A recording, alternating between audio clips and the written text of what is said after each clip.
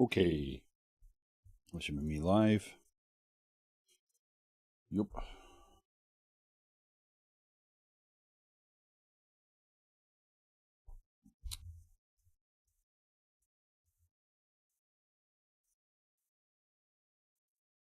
Okay.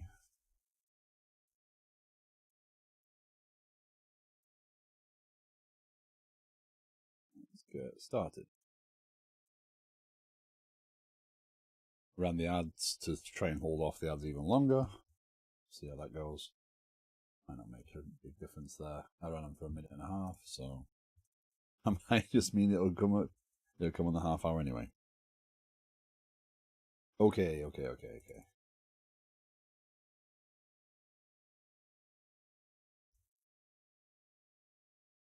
So, Outbox is the name of the game today. We're going to try something. We're going to see if it works and if it fits in the pattern of what we've got so far.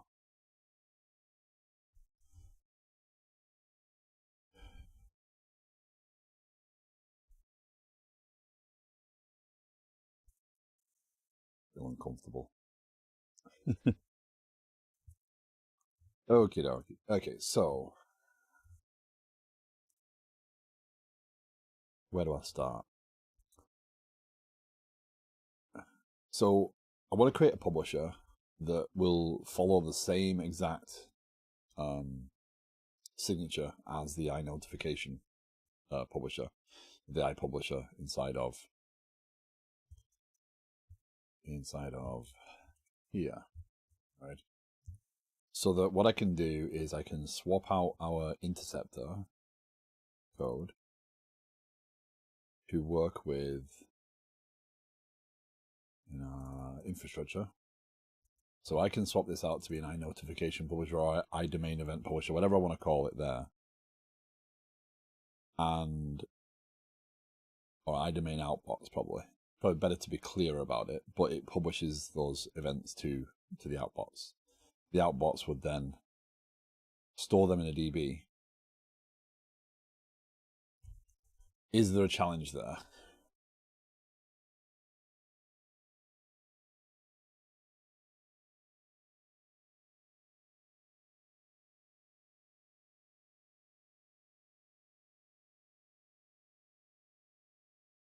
No, because these should happen as save changes gets called, and it should really only be the entities that are being tracked. So these should be part of that transaction.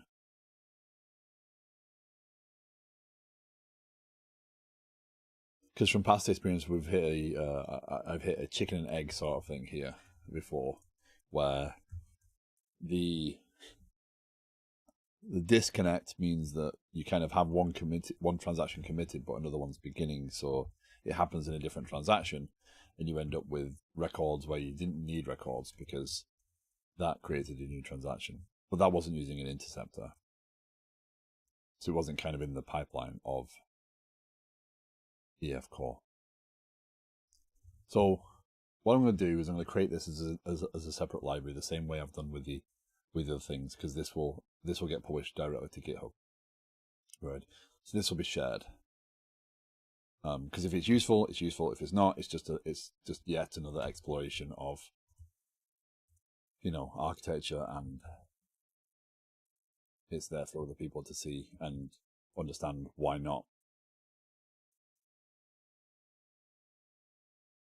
And what I've found so far is that doing these little program experiments, etc., has actually allowed me to explore more and more and grow a little bit better. So grow a little bit more, sorry. So it really has had a great deal of benefit to do it this way.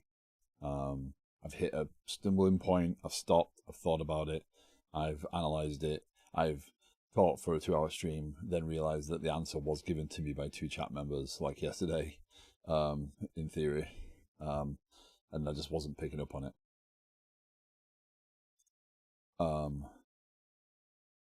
So yeah, we're going to follow the same pattern, so we just need to pull these members up. Pull members up. We're going to pull them into the interface. And there we go, there's our interface. Okay, so I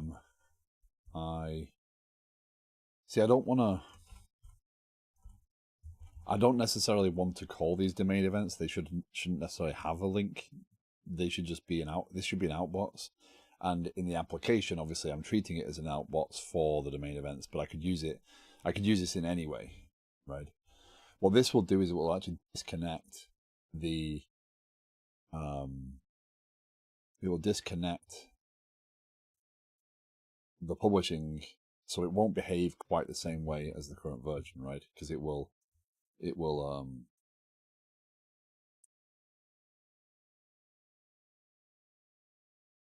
do it after the fact, or it will do it on a timer or whatever. So as soon as it's actually, if a transaction commits, it might be a second or two before this publishes and does its thing. So the actual notification stuff will not work the exact same way. But this is why Mediator does implement different versions of that notification system, I assume, for this sort of problem.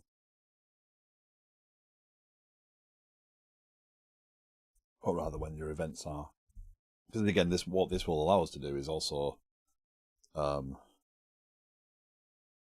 multi-process the actual notifications. The downside to doing it this way is that we will lose context of who is doing it. Right? We don't know who published the event.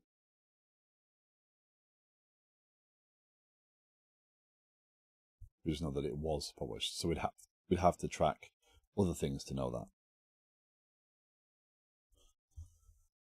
Okay, so what this should do is private. No, this would take an I outbox, right?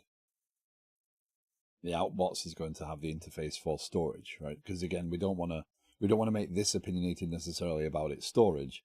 We want to make it general and then add storage on, right? There's a few other things that actually came to mind yesterday that I think would be useful in this, that I now think is possible. So we can add some extra pieces. So we need an outbox implementation or a definition, right? So this is going to be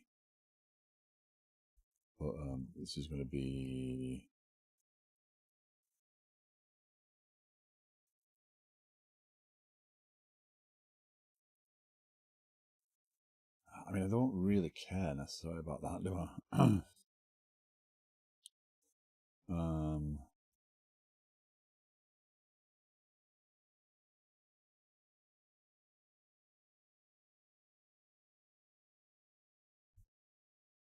So the way we'd write that would be outbox add notification, right?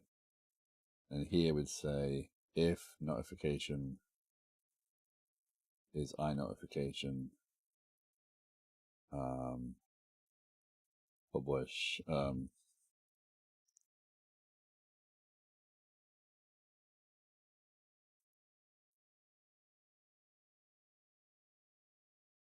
that does not work. Why would you even suggest that? Like, what in my code base has told you that that is a pattern I would like to use? And no. I mean, I get it. Like, okay, you could potentially push a load of notifications in at once through it. But no, we're just going to do it. If a notification is iNotification out, then publish, right? Because it will publish it in the type, right? So it'll go down that path.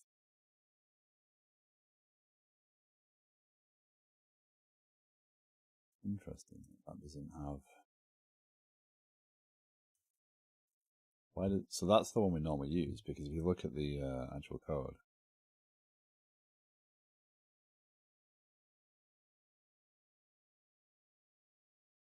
iPublisher. Oh yeah, where did that go? I thought I pulled that from somewhere. I was going to say that doesn't look right now. Because that should be that interface. And that should be...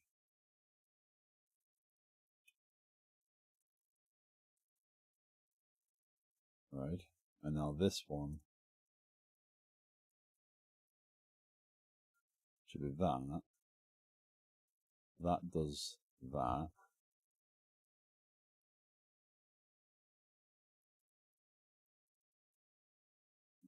Equals default. No. Why does that? Method optional parameters hidden by overload. Okay, that's just because they all look the same right now. That's fine. Should have just read the notification rather than predicting that. And then pass the cancellation token. Okay. Don't need that. Turn.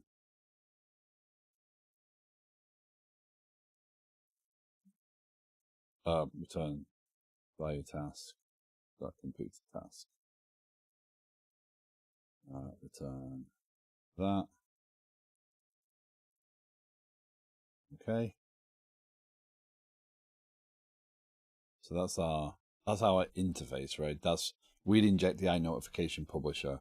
We'll define the outbox, and so this signature in Liquid Sky here doesn't change. We just swap out this, and then everything else remains the same, right? It's transparent to this component. We have a notification publisher and outbox, which look almost identical, but are not. We should probably pass the cancellation token down here, actually. Equals def equals default. Default on new, what's the right way to do that? I suppose they're essentially the same thing. Essentially. Because that's optional. Right, that's why that was there then. But again, I don't want it to be because I want the option of being notified of the cancellation down the line. This doesn't now need to exist because we always know that we've got a notification at the very least. So we don't need that one. That override would be unnecessary. If we were calling them directly, blah to blah, then that would be fine. But we actually want to narrow it down and say, this is a notification.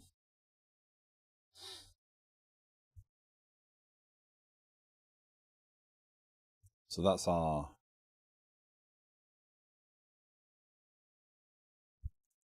This chat is way too quiet. The chaos has arrived and sits now here and wishes you all a good day. Good day, Canny. How are you doing? Thank you for breaking the silence. Appreciate it.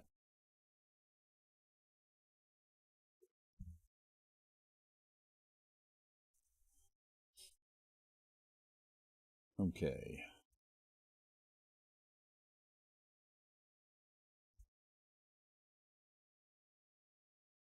So we have that defined. We have that defined. Start preparing this for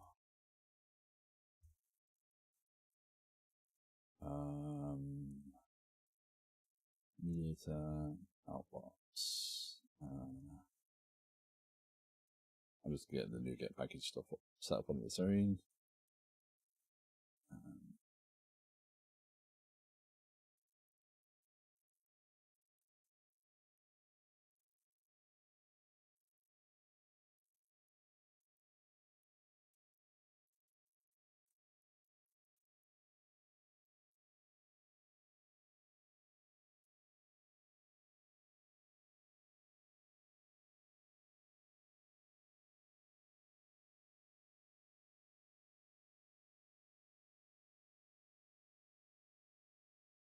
Okay, so pre-stream stuff, got my shout out system done now. I need to write a lot of nice things about everyone, and it's very hard to have to remember what everyone is doing to create them correctly.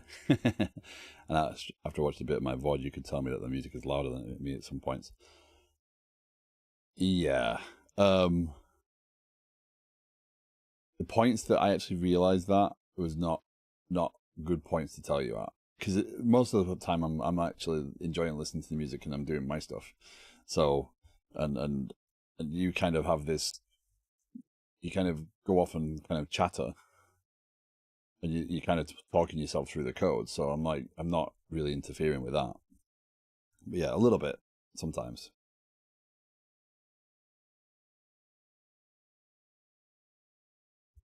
As you can tell on this stream, I don't have to worry about that because I never play music. It's not something anyone's really asked. Making now quiet streams. Although on this stream, I have been told many times that I have sent people to sleep. So I don't think that's a good thing either.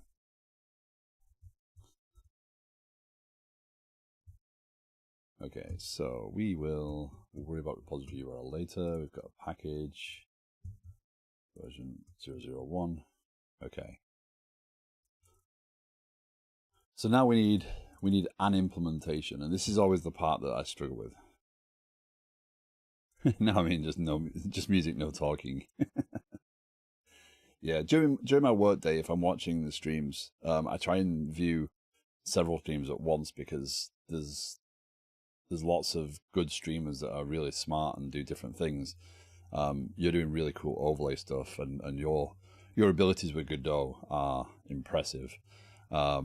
Apex is Apex is building really cool things, and he's trying to build game stuff in a more application style way. So he's kind of challenging himself to build up these really reusable pieces, which I don't often see.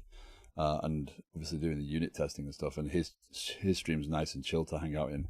And then there's Fullbox, who also is very nice and chill, and he's making a really cool game, like a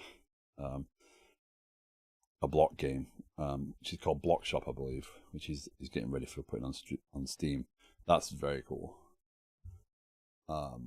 You know, so there's lots of different streams that I like to watch during the day, so I don't always listen fully. Fullbox.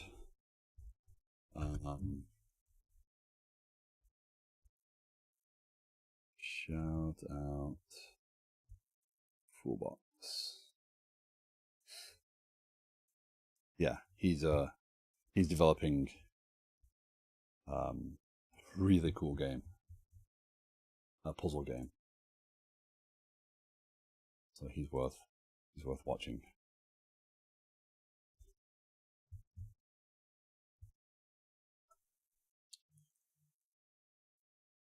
Okay, so yes, we get to the next challenge, which is the whole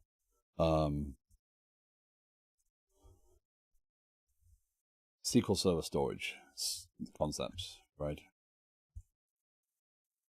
So we're going to develop here tbd develop dot mediator dot outbox dot SQL Server, right? We're going to develop the actual outbox for SQL Server, right? And this pattern is kind of common, right? Because if you want to develop a version for Postgre, or you want to develop a version for Redis, or you want to develop other versions, you can do and back them with whatever you want. That's kind of this pattern, right? So how I create a SQL Server notification, SQL Server, yeah, notification outbox, and this will implement outbox.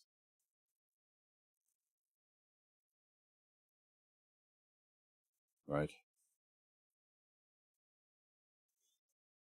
So this will know specifically about SQL Server. It will know about its table structure. And this is where we got into a challenge last time in creating meaningful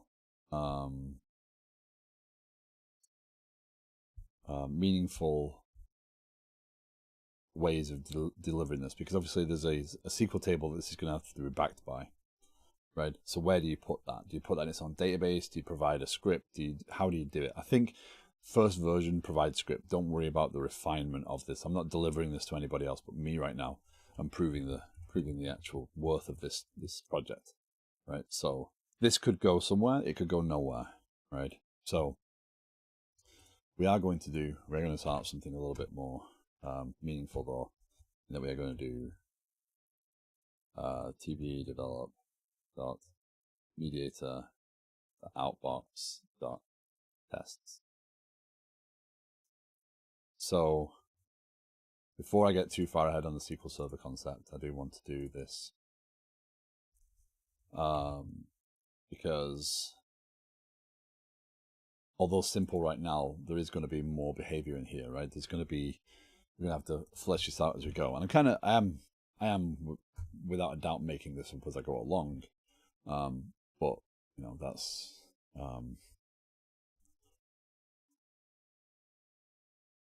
to be expected.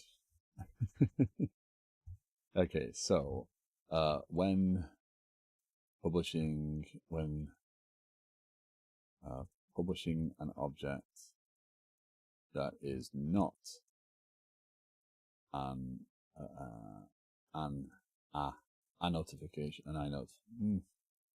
there's not a notification, right? Fact object outbox notification is not added to outbox.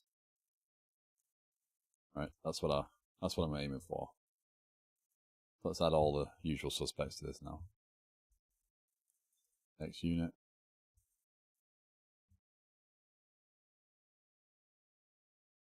So the one challenge here is because I'm doing this in such a way, I just realized that YouTube defaults to top chat, and I don't know what that means in terms of, does it show people who are speaking, or do they have to donate bits or whatever the YouTube equivalent is before they'll post it? What's top chat versus live chat? So I gotta keep an eye on that. So we do Microsoft.test SDK. We need that.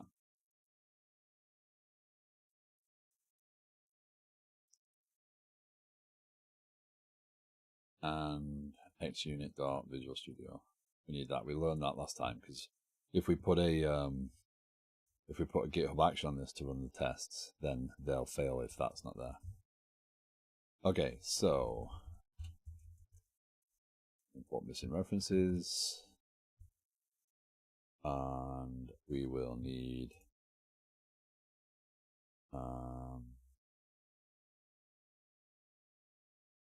let's not run ahead of ourselves on this one, right?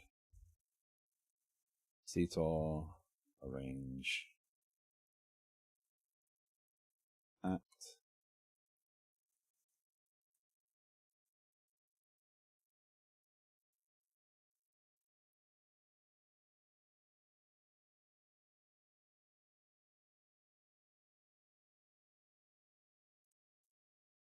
Okay, so we need private outbox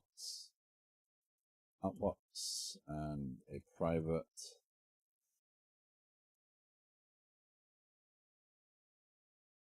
outbox publisher, outbox publisher,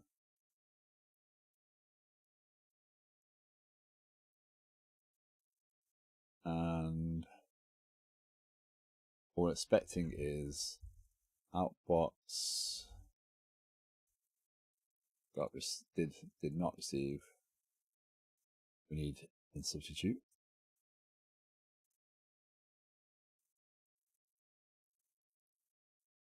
I don't know whether the timing of my stream aligns really. I mean, it aligns with midday UK time, so that's like 1 p.m.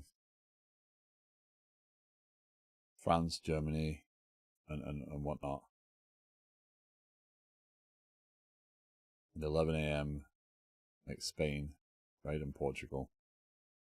I wonder if it just lines up with a really weird time, because obviously people are not jumping on in the US at 4 a.m. and up to 7 a.m. But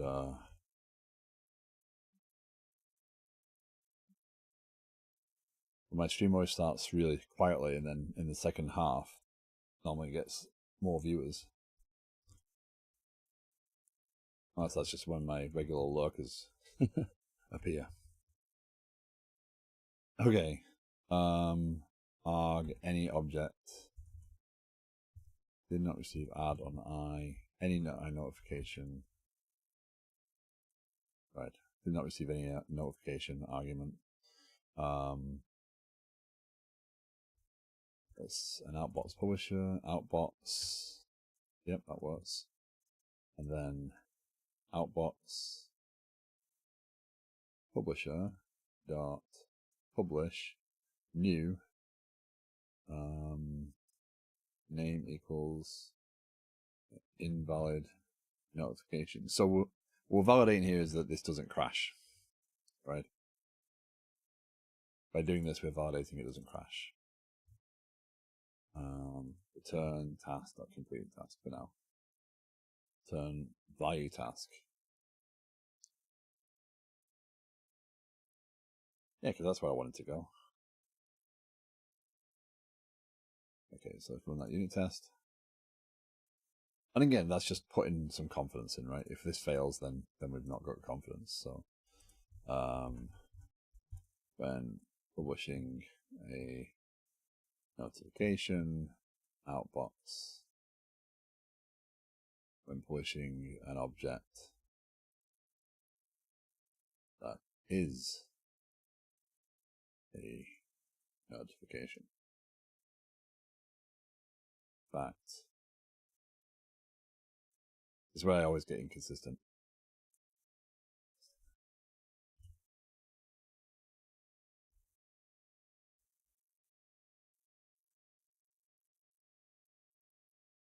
So it's a simplistic test, but it's one that's worth adding and backfilling on, right? Because then we have consistency. I'm just going to take the same exact methods because it's, you know,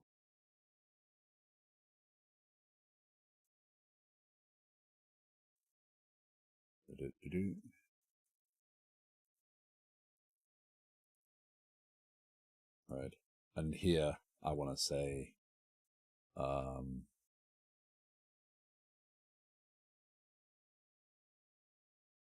I literally know too many cool persons on Twitch. I want to be creative for everyone.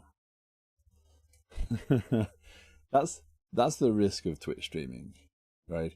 You start streaming and then people come in and they kind of either they actually expect something from you, or they say, hey, how this would be cool, do this, or they just sit there and you feel that you need to do more to try and engage people. You know, I've never stopped really trying to find that balance of, you know, what do people come into my stream for, and you know, is it just support? Like, do people just hang out and support? Do they actually learn something? Do they grow from it? Like, my goal is always to share success and failure on stream. But then I realized my stream isn't very interactive. And every time I try and spend more time doing interactive stuff, it just becomes this deep, dark rabbit hole that I go down that I never finish things there and end up with subpar results anyway. So, you know,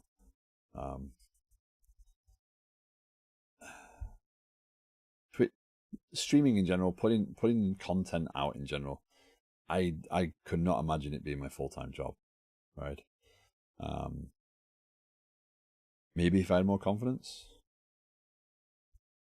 Yeah, but I mean, for shout-out messages, yeah, true. Yeah, I was misunderstanding your comment there. Yeah, you're trying to find creative messages for all the people to say, hey, they do these things. Yeah. I actually did that. Initially, in my first version of the bot, it would auto shout out people when they first spoke in the chat. Still would if I actually started it up. And I could add people to it and just let them put the blurb as well. That's one thing I did. I actually let them dictate it because I stored it in a database. So I put a default message in there and said, hey, if you don't like it, you can actually use this command, and because it's you, it'll set it for you. Morning, Dota. Yeah, some unit testing. We're going to see if this works. Just basic unit testing right now, just backing up the behavior, and then trying to get forward with this SQL Server stuff.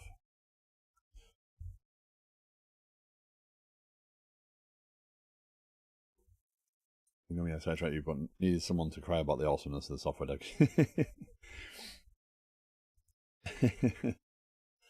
Yes, I think software development on Twitch is there's a lot of really creative people. You know, sadly, some people no longer stream that used to stream,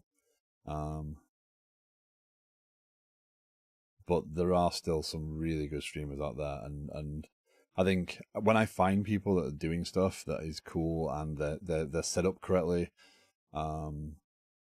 it's easy to watch them. They're not. Some people like don't talk to me. I'm just playing loud music and streaming. But why are you streaming it? Like, but you know, everyone's got something to offer, and that's why the community being supportive of each other is helpful, because it means that, you know, Ted and Grumpy and myself and even Fritz. I mean, Fritz doesn't really shout people out that I know of, unless they're in that group. But there's not many of them left either. But you know, there is a supportive community there of smart people that understand that, you know, there's different ways of looking at things. There's different approaches. There's, you know, different opinions out there, and there's lots of cool stuff to be done. And recently, I've been found more game dev, Strega, yeah, more game dev stuff. You know, Satolix or Satolix, however you want to pronounce his name, and the branch off of there, watching Yo-Yo-Po, like he's just chaos. Yo-Yo-Po, from my perspective, watching Yo-Yo-Po code, and he's a super smart guy. That's it. That's clear to see. But he just throws code out, and yeah, Striga had someone test his technical knowledge lately. That's kind of like, watch 30 minutes of his stream. Nice.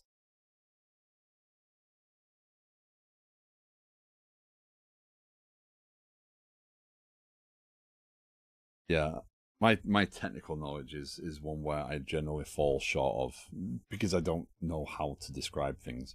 I can do a lot of things, but it is where I'm my weakest, I think. A technical explanation, not the actual knowledge of how to do things, but yeah. But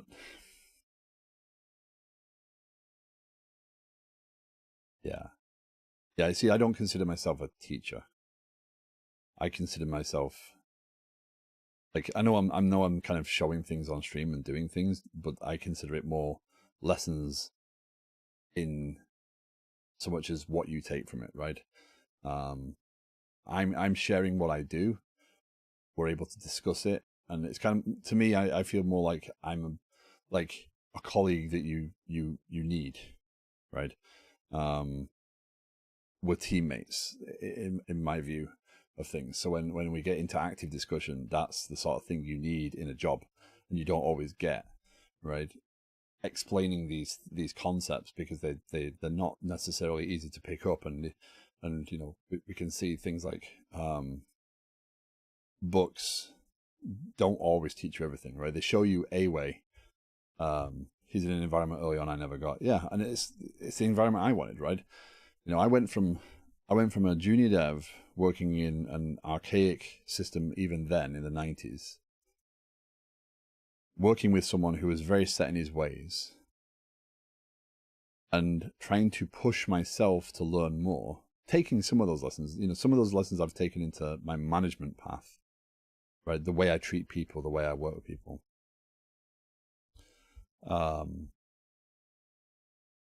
And teammates management. Teammates, sweet. Want to complain about management? Also, hi. Hi, Dan. How you doing? Long time. I've lurked in your stream many times, but I've not shouted out yet. I wish more people will ask me. I love to teach my juniors in my projects on work. I don't think they like it in particular, because I can throw a lot of information about all kind of dev language, can he? So I don't explicitly say it, but I do keep the language to a minimum in the stream. So if you notice, I swear when I'm texting in Satolis's chat, but I don't actually swear when I'm speaking because I actually personally see this as kind of a professional thing. I see this as if someone wants to know what I can do, they just have to watch a stream, right? I get the intern at my work, my 11 item book list later. Nice. Again, like you said, that having that environment to grow into is a really great opportunity, and I hope they realize it and take the opportunity. Good. I finally get to catch one of these working from home today. Hope you're doing well. I am. It's the end of the week. I'm happy about that part.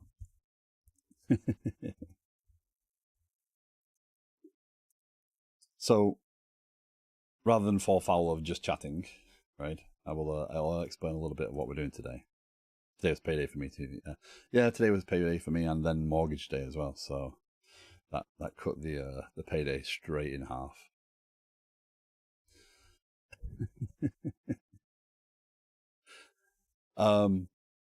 Okay, so what are we doing today? So yesterday, we're building this platform. So actually, for those who haven't been in the stream before or haven't been in the stream in a while, what I'm working on is building an agile project management platform, right? Jira, right? But the thing I want to focus on in my version of this is visibility, right? Because oftentimes we have these boards and everyone says, hey, put this ticket in there, put this ticket in there. And these things go into the backlog and they disappear, right? Or they never quite get updated, or someone has an idea, they put it in the backlog and it just Debjit, which idea is this? This is Rider. This is JetBrains Rider. It is my preferred IDE at this point. Yeah, it's faster than Visual Studio. It's got all the features of ReSharper built into it, and it's just nice and clean to work in. So yeah, not free, but it's more than reasonable compared to MSDN pricing. The new get package stuff in Rider is so bad I switched to Studio. Okay. This stuff? I prefer this over Studio. Interesting. So what I'm building is, I'm building this as if it's a real product, right?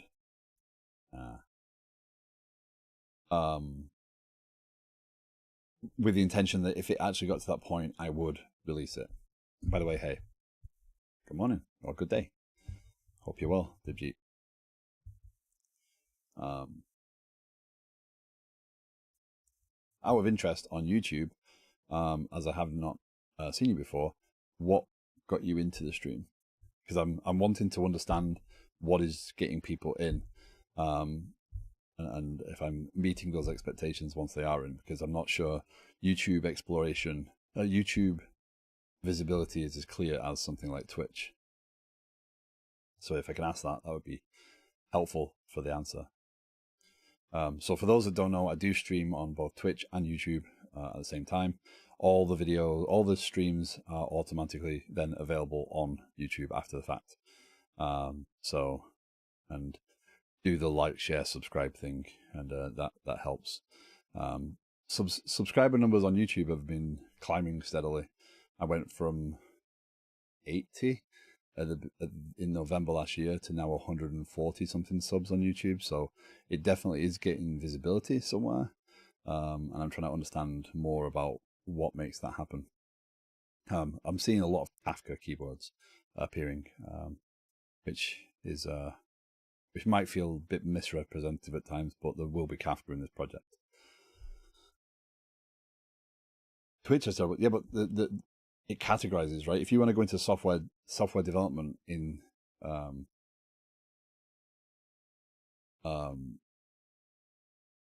if you want to go into software development category, you go into software and whatever, and there's a list of people, right? and you can scroll through that and see what you want, and it's pretty easy. On YouTube, it's really hard because the videos are mixed in, so you have to say live, and then live never shows very many videos. So I was watching a back-end video on YouTube, and there was a live video I was showing, so I clicked on your video. Nice, so it actually suggested it after a back-end video. Okay. Well, welcome, Renata, welcome. I mean, if you have any questions, the way the stream works is I am actively developing this platform. I'm building tools around it. The core of this is not going to be open source, but things like I'm working on today, if they are useful, they will be open source. I will share them. There is a Discord if you want to catch up and ask more questions after the stream. That is linked below the channels on both YouTube and Twitch. I'm a Python dev. Nice. Nice. You do full stack stuff?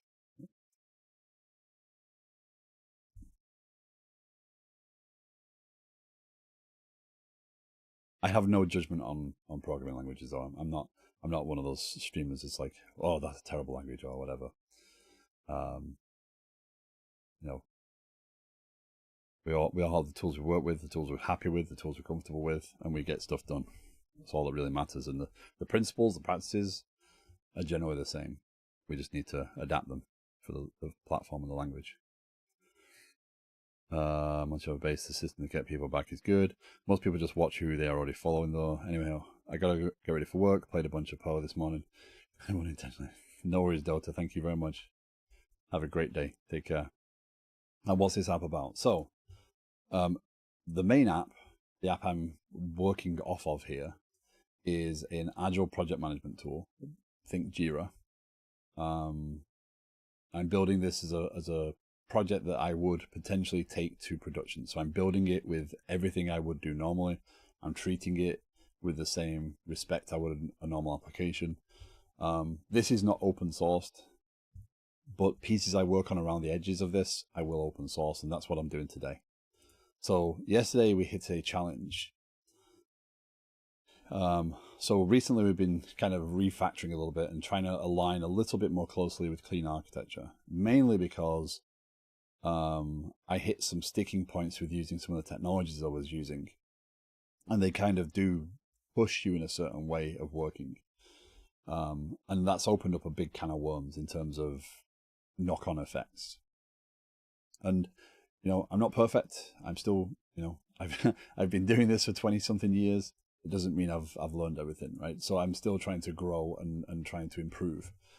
So, you know, some of my patterns, my practices may not be what you're used to, but they are mine, or they are me learning. So I'm not opposed to being told, hey, that's wrong, but appreciate the here's why it's wrong, or here's how you could do that, right?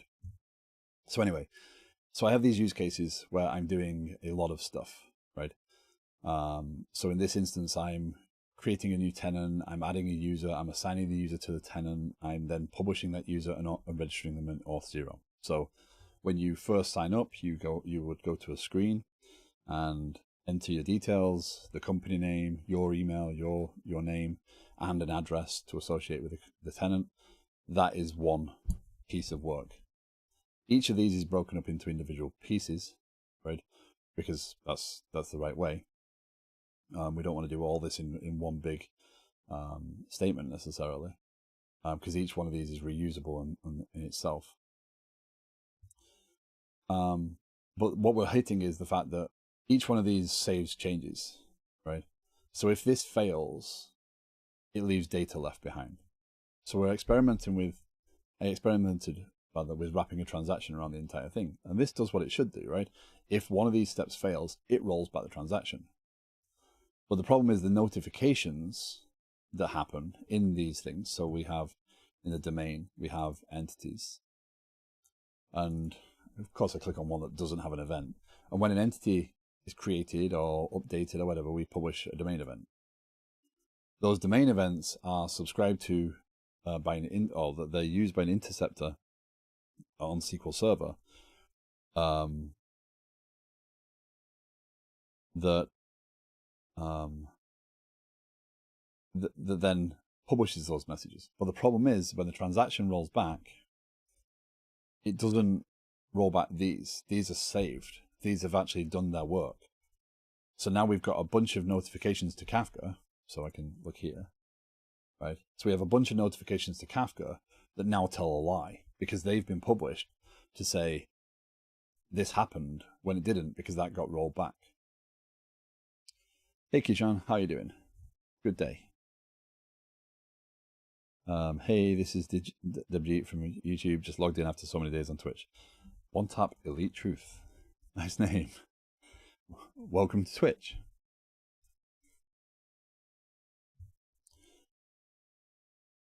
So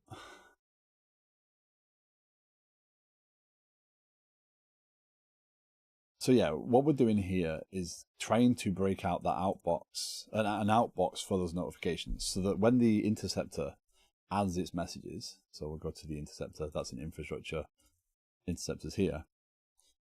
This then would be an outbox publisher, and it would get put into the SQL database as well, but it would be wrapped up in that same transaction. So if this failed, this wouldn't commit either, which means none of these notifications would happen. So we have that transactional safety there with the notifications because they're bound to the things they're with. So that's the goal. Whether it'll work or not, we'll find out, right? So I'm not opposed to experimenting, but what we've been also doing is over the course of this journey is analyzing other major developers' clean architecture implementations, right? And looking at the similarities and the differences, right? This one isn't so much clean architecture by name. It's designed in a similar way, though. I mean, it's called DDD Mart, so it's more domain-driven focused. One of the things I'm not trying to do is build this in a domain-driven design way, because I don't understand the domain well enough to be able to pull the pieces apart, and I don't want to spend vast amounts of time over-analyzing an application that I understand the concepts of it, but I don't understand the underpinnings of it. So I would rather build an application in a way that I can change later and understand it in a deeper and more meaningful way than I would get stuck in analysis and try and overanalyze it and get all the things wrong about domain-driven design, right? So I'm not trying for domain-driven design. I'm aligning this to call it domain in so much as other clean architecture implementations do call it domain. It is kind of the domain in so much as it is the objects that make up, or the things that make up the actual behavior of the system. So yeah, a little bit of both. So maybe it will become apparent at some point, but that is not the goal. Okay, so let's get on with some actual coding. And again, any more questions, any thoughts, any opinions, I'm more than happy to listen to them. All right. I reserve the right to ignore, but yeah, that does keep resetting, doesn't it? Every time I move away, it's annoying. If I move back, watch, it goes over there. Okay. So, what I was doing was just adding some unit tests to prove that the basics are working right this second, right? So, we need to make a notification now. So,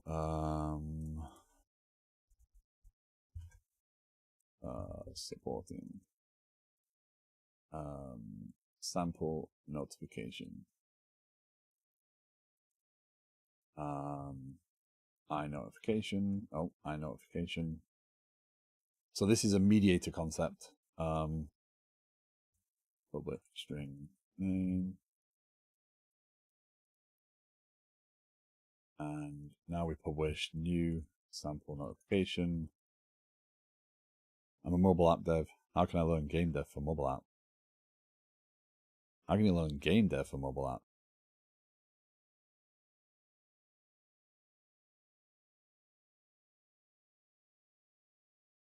I mean, where do you want to start?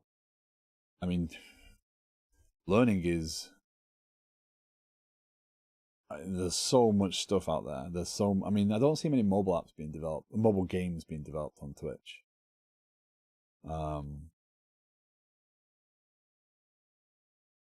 But I mean, if you're talking a native game or a website, you need a roadmap. I'm not sure I can provide that, I'm afraid, as far as how you do that. I mean, I've developed mobile applications. Yeah, Kanye is a Godot streamer, which I should be able to now shout out, right?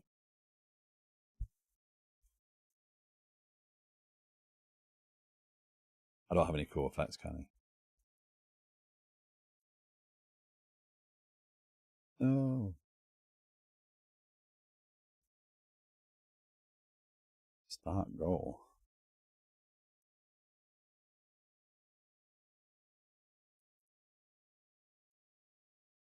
Does work. Yeah, Kanye is a game dev, a streamer.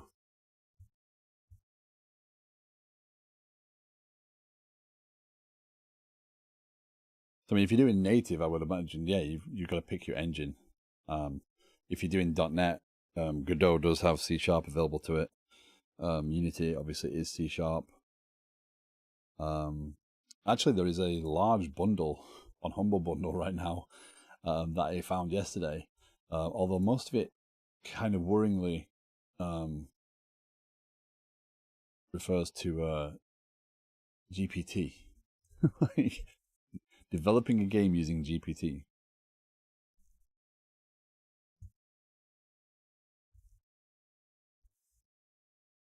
Okay, so we need a notification, so then let's see that this runs. Yeah, so yay, the basics are working. Okay.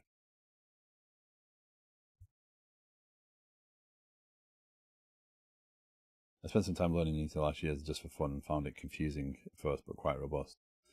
Yeah, a lot of people switched to Godot when Unity announced their silly licensing thing, and then rolled back.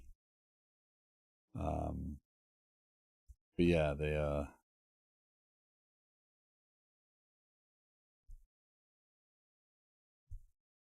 yeah. So Godot, I will say Godot's interface is really nice. I do have Godot installed. I actually installed a bunch of game engines the other day. I don't know why, because there's no way I have the time to look at game dev. One day maybe, one day. It is in my name, TBD gamer. But yeah, it's Godot is actually pretty clean environment to work with, and it the tutorials make a lot more sense from the start. Just their basic tutorials. I got sheep spawning on screen.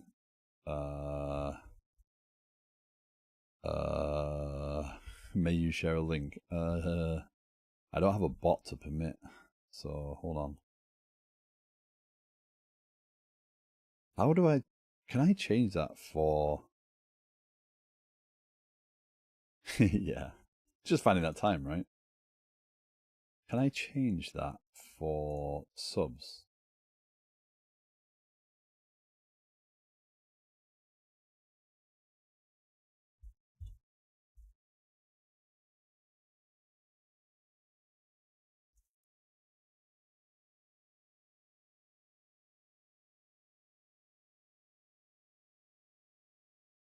Okay, you should be a VIP now, Canny. You should be able to post links. I trust you post. You're not going to post any dodgy links.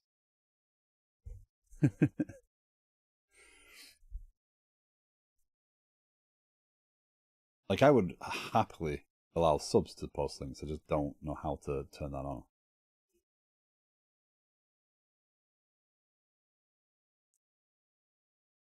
Shouldn't be an answer. Okay, so let's move forward with this. So the goal of this, right?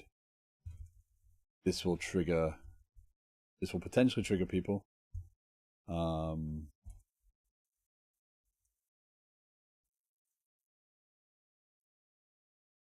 but we'll go there anyway. How do I do this? How do I do this? I don't want to do it this way. I want to do it this way. Nope. Add new solution folder, scripts.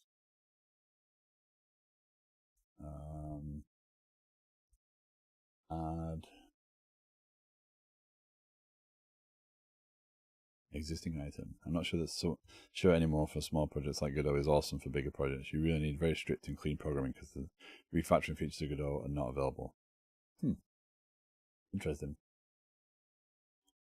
Mediator Outbox. Create a new folder called scripts. Create a new text document. I love how Windows 11, by default, if you're an Explorer, has that stupid new menu that hides most of the features, right? But if you're in the Explorer, the browser window for files, which is still the original File Explorer, you get the old menu anyway. You don't get the fancy new menu. Refactoring in Godot is search and replace, unless you're using an external IDE. So, like, I hooked up Rider to Godot, and I can debug. I can do all sorts within Rider without ever touching Godot again. I can actually hit play and hit breakpoints and stuff. So I kind of like that experience. But you're working in GD script. Rider seems to keep track of the files though properly. I assume refactoring you mean renaming and stuff like that. Yeah, that works. Unless I'm wrong. Unless I'm dreaming. 001 create SQL Server Outbox. Now I'm going to use SQL Server by default here because it is what I've got available to me, right? Yeah. I don't go into Explorer often enough that I'm really that bothered by it. So yeah, okay. So this will be, what we'll do is we will create. So I have two options here, right? I've got two designs available to me. The first design is I treat it like it's going to be its own database, which would be a little cleaner.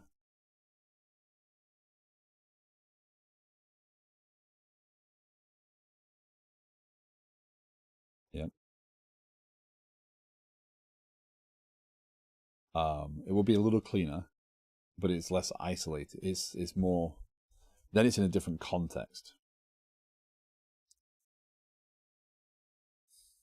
Might suffer the same problem. We're gonna have to experiment. We really are gonna have to experiment to learn here.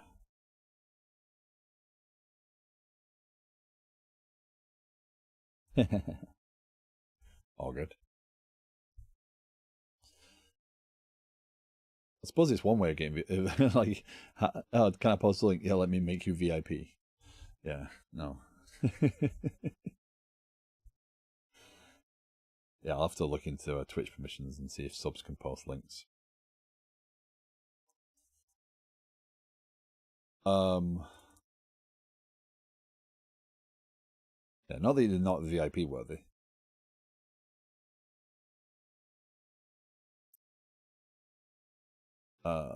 So let's create a table in this one first, and then go from there, right? Pink diamonds. Okay, so let's add an ID. So if I put it in its own database, that creates a challenge because then I have to figure out the source of the message, right? Because now it's not within the same code base. So that would actually be messier. So this one, you have to put it in a database that you're storing everything in. Is that a bad thing? You could create an isolated user that only has access to the outbox. It has a different connection. See, my problem is this distributed transaction going to fail because I have a different connection?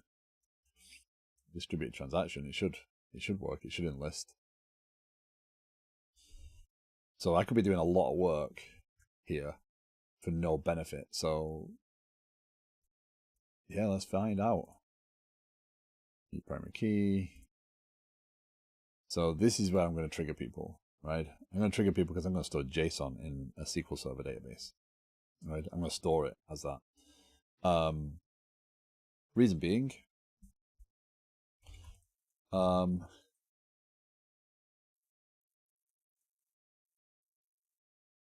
don't care about that. It's not like I'm going to query this table, right? I'm going to pull records from this table. I'm going to delete them from this table. I'm not going to be, oh, and it has this in it. Right? That's not the purpose of this table. This table is purely a storage area for, PostgreSQL and MySQL both have built-in features. SQL Server 2022 does. It has built-in JSON abilities. It's just not something I want to do, right? I'm not doing that. But people, Deflux as well gets upset by putting putting JSON in tables. But again, I think it's notification, content, and varchar max, not null. Okay, so what do we call this table? This is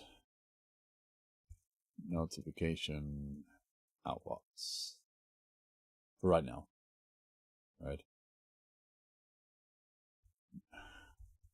Notifications outbox. No, notification outbox. We're going with that one. We don't need it. We're not going to put any process flag on there. We're not going to do anything like that. We're just going to leave it, and we're going to delete the record after we finished it. I like it for stuff that can change very often. There's a reason people started doing it, right? And it merges the world of DocumentDB and SQL. So there's a reason people don't like it, right? If you need a DocumentDB, use DocumentDB. So my entire approach to this application will be I will use the storage I need, right? So when it comes to searching for tickets, I will not be using the ticket database for searching for tickets. I will be creating an actual search database that is built up of the messages and the events that happen out of that system, and I'll be searching against that, right? So I'm not going to be using the same database for multiple purposes, right? That is one goal and one thing I can hold to and will hold to. And yeah, I get that that's costly. I get that it expands the needed expertise. Yeah, but when you have more database, that's more stuff to care about. Yeah, it is more stuff to care about. But it also speeds things up when people come up with silly requests later, because you've got isolated behavior, right? Oftentimes, systems become overloaded because, right, we've got a SQL database and, oh, now it needs to do this. Okay, well, let's just stick a few more columns on there, right? Oh, we need to search it. Now we need to report off of it. And it becomes all things to all things. And then it's like, why is it slow? Right? So you end up creating a new schema or worse to try and solve the problems when you could just break it out. When you develop your code correctly, you can exchange the code that gets the data very easily.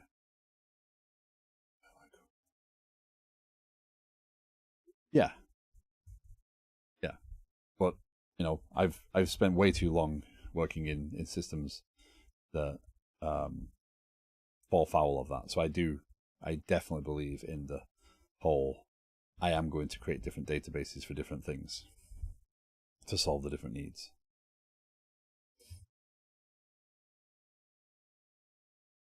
So anyway, I'm not putting this process on there. Is where I started there.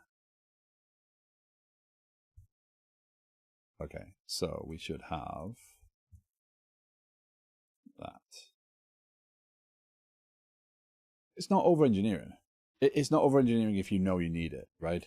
Over-engineering is this could be considered over-engineering, right?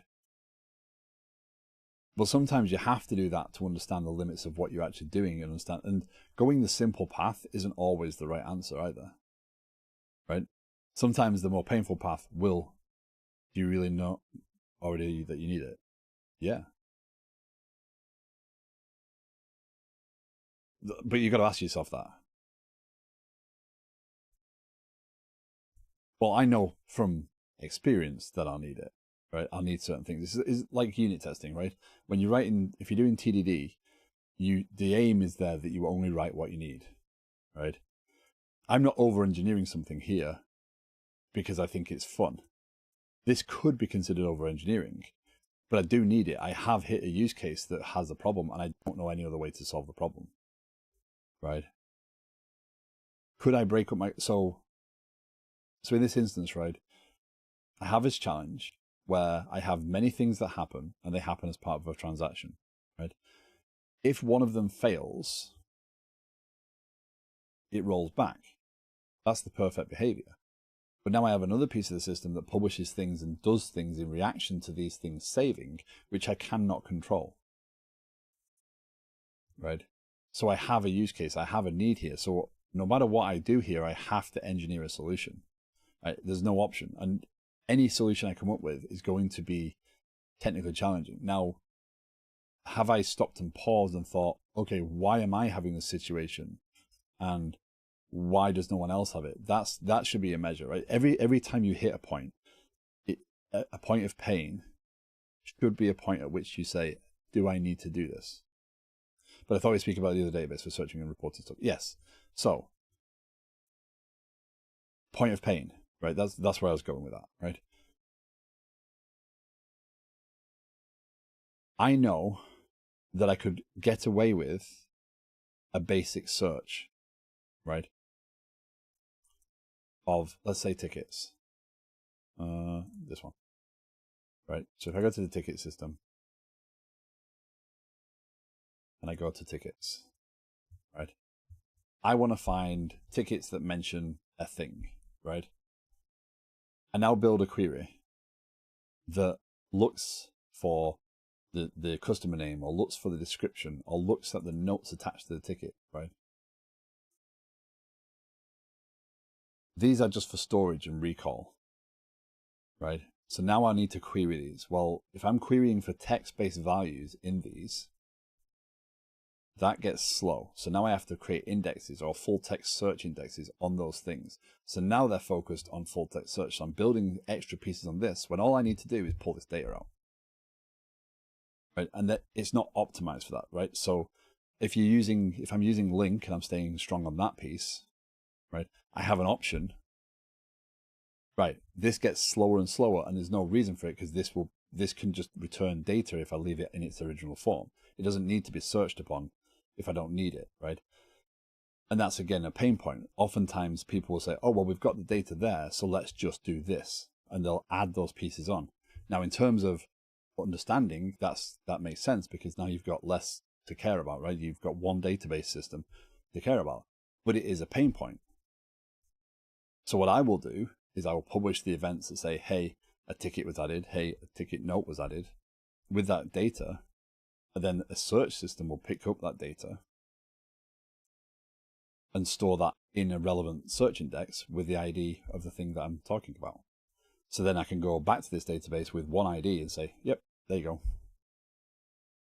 Right. So that search system will be optimized for the search. This system will be optimized for the retrieval of the data. I know I need that. There's no doubt I need that. Right. If I build it with the full text search in here, and it expands to the point where it does get slower, then I've got a major issue and I've got to do way more work down the line. When, again, from experience, I know that's not something I want to be suffering. But, you know, that's experience over like wanting to engineer that solution. So yeah, I get it. I've long since, you know, I understand that sometimes I will over-engineer something, and I understand that sometimes it might seem like over-engineering.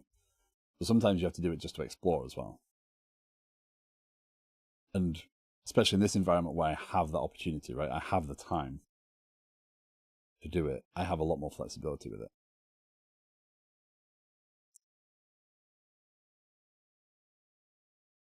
But we shouldn't be scared to I understand that it adds an overhead to add yet more technologies to a stack, but the benefits should outweigh the challenges.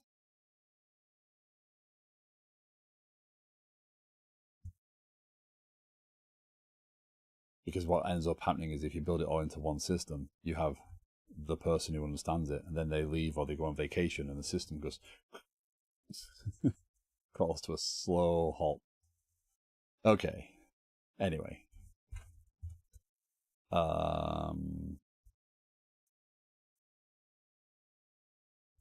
Context.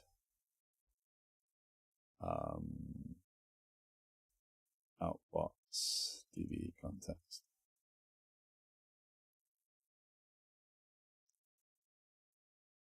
I think this table should keep information about when the record was published.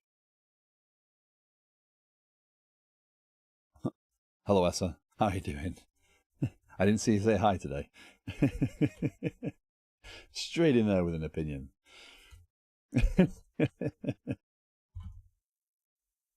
Why should it store?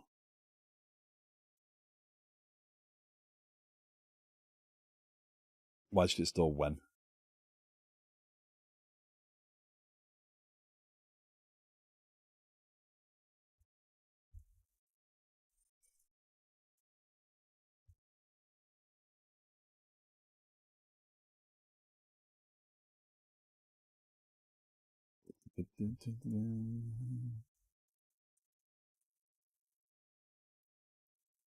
Outbox DB context, options, options, DB context, options. That's such a cleaner, much cleaner way of dealing with that one.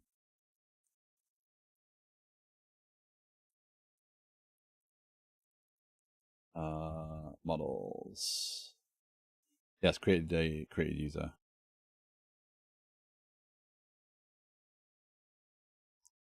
One of those we know, one of those we don't know. That is our challenge.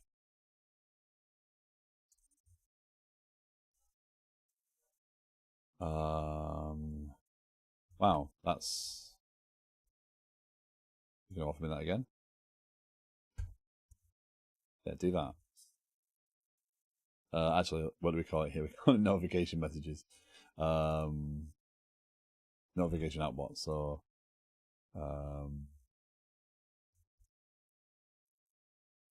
it's not actually wrong. Nothing wrong with that one. So, to Kanye's point of over-engineering, right? We're getting to that realm where, so basically, I've barely had the app up and running in 2 weeks now, right? Because I've done so much refactoring and so many pieces. And I tend to go down these long lines of re-engineering recently that could pose the risk of doing a lot of stuff for no actual benefit. But one option we do have is creating a version of this that does have that information in it. But then I have a dependency challenge for the user, I mean.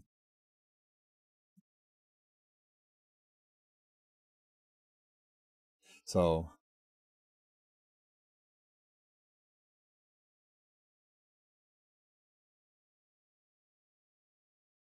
what would the benefit be of having the user?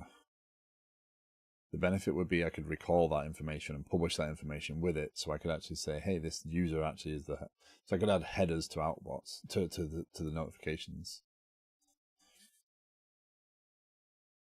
But how do I get the user? It would be scoped to dependency. It's actually something I talked about.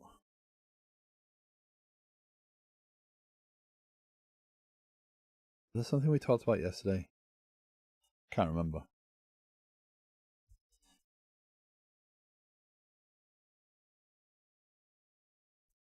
feel like that's something I've gone over.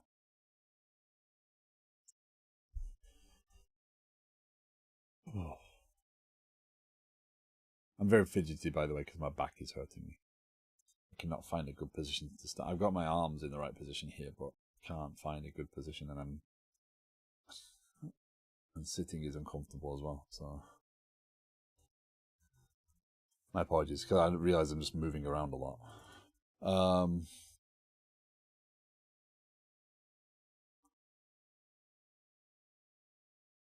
Created date I agree with for right this second. I think we could put created date on there. Because I have an idea that I wanna suggest afterwards as well. So let's add a created date. Date added. I think that's a standard, right? I want to align with other things there. So we have in our shared kernel, we do have entities, entity base, date added, yeah. We'll never update this message, right? We'll only ever delete it, so there's no benefit in tracking that. Date time, not null, default expression, get UTC date. SQL scripts, generate DDL to clipboard, come back over here, go to our script, remove that part.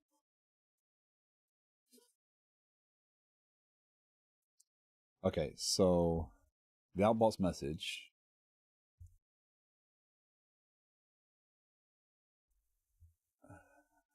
See that? That's funny. That's just Copilot, right? Jumping in there. So that's just based upon it being called the Outbox message. So obviously this is a standard thing that happens.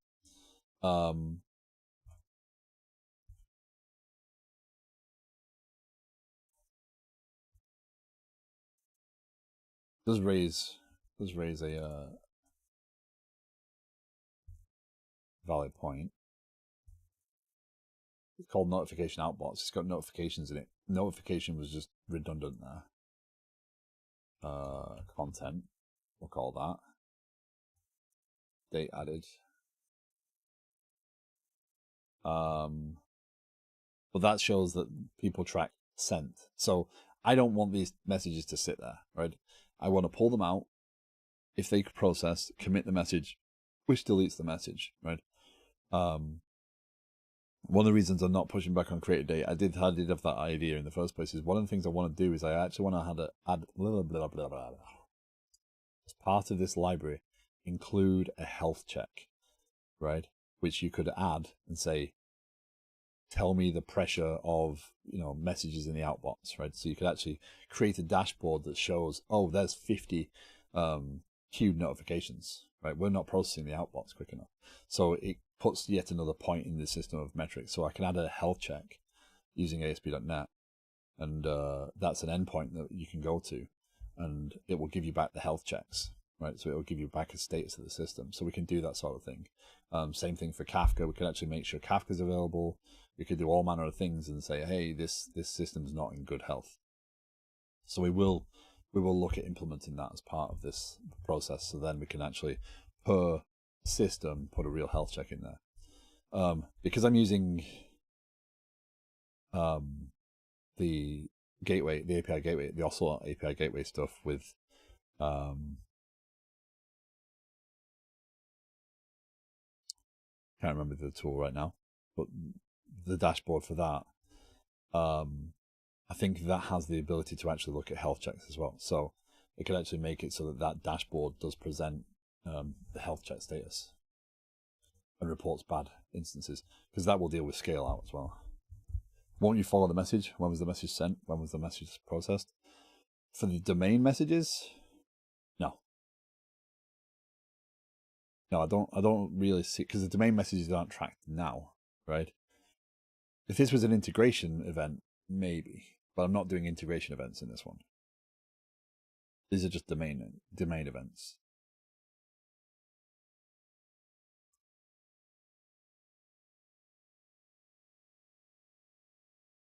Because I'll pull it and process and publish the event, right?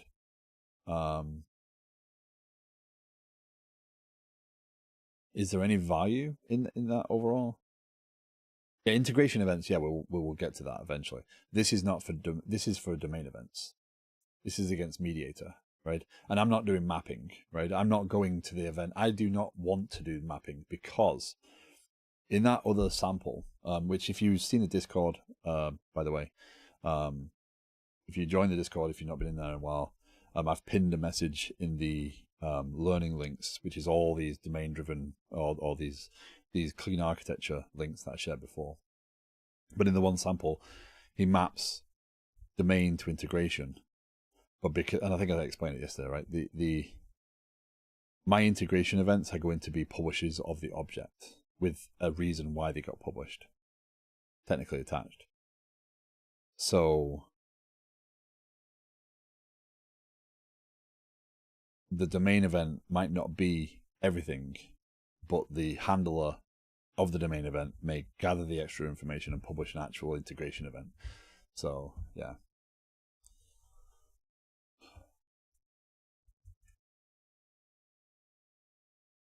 Right now they are, but this is to make the domain events persist, because then if these persist, they will roll back as well when that transaction fails. So that means these are now, so these domain events are what I'm storing. So yeah, this, good or bad, this solves the problem from yesterday.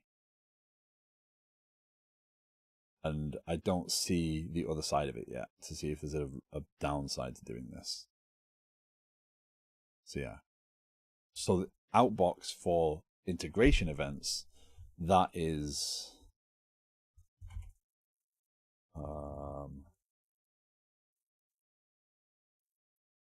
so I created the Kafka extensions library, right? This has an Outbox implementation. This is the one where we'd track a bit more, but so this only right now has the in-memory one, right? But this is what we'd swap out. We'd swap out this implementation, create a SQL Server version of this, and that would track integration. But again, this also then gives us the option to put a health check in this to say, hey, your integration queue is behind, your domain event queue is behind, right? These two things are now, we can actually monitor them separately. We can see pressure on the system. So if we're producing way more domain events and not publishing enough, so our domain event queue is low, but our integration event queue is high, then we're clearly producing domain events at a faster rate than our integration can handle. So that's something that gives us a measure.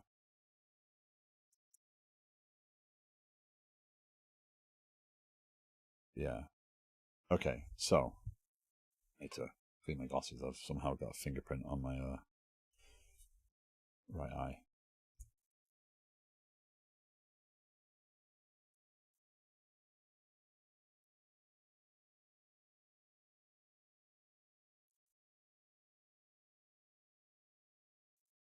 So yeah, for anyone joining, the stream is not about being productive. The stream is about the journey, right? So I don't mind discussing things. I don't mind deviating off of course. You know, I'm taking what I know and what I experienced and applying it to what I do, trying to grow along the way and at least take opinions and understand different ways of approaching things. So this is why I'm doing this today. And again, this will join the Kafka extensions, right? In this group of the Mediator sagas, the Kafka extensions, this will be Mediator Outbox.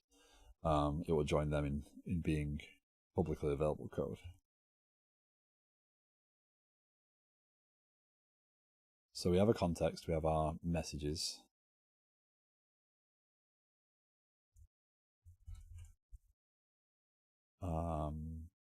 We have our Outbox messaging, we have our SQL Server notification Outbox. So this one right now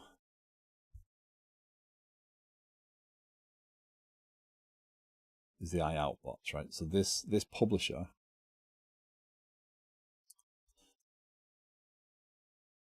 takes an Outbox and will add an Outbox notification. This now needs to store that. So this needs context.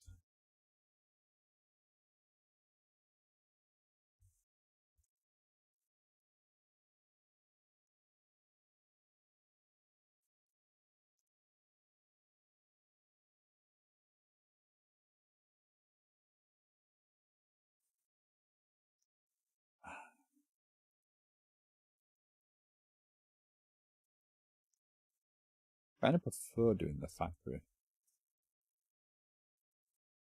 Because then if I create a singleton instance of this, so obviously at some point in the future, I'm going to have to do some sort of load testing of the system. Messages, ads. I'm going to have to do some sort of load testing of the system. And that's where this sort of stuff will break. Because when you're writing this, you're not often considering what it means to have many messages being published at once, right? I'm testing it in a vacuum. So it will be important for me to actually say, okay, now I need to create 30 different threads. They need to log in a user. And that user, these users now need to create things that will trigger events. Is there a collision? Do all the events happen properly, right? So that'll be async. Locking on this would be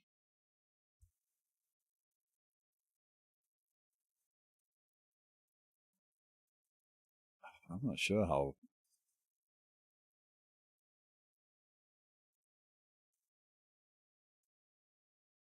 that works. Okay, so we have a type. We have a serializer. Let's get. I've kind of fallen into this pattern: private static, read only. Yeah, that'll do.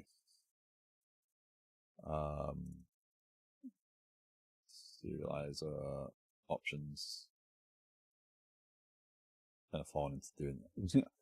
The number of times I've come up against doing this sort of stuff and then realize that I've not got these options and I end up with it can't deserialize. Okay, so this is JSON serializer. Did I? Oh, I made them options. Okay, yeah.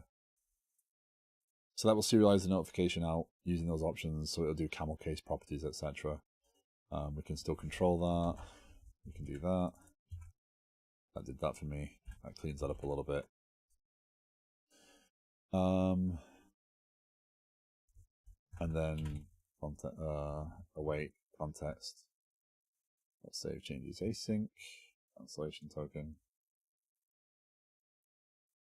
So again, my hope is that what will happen is this will all enlist in the same transaction. And even though this will be a different connection string, this will still function. If that works, then what will happen is even though I've published the events,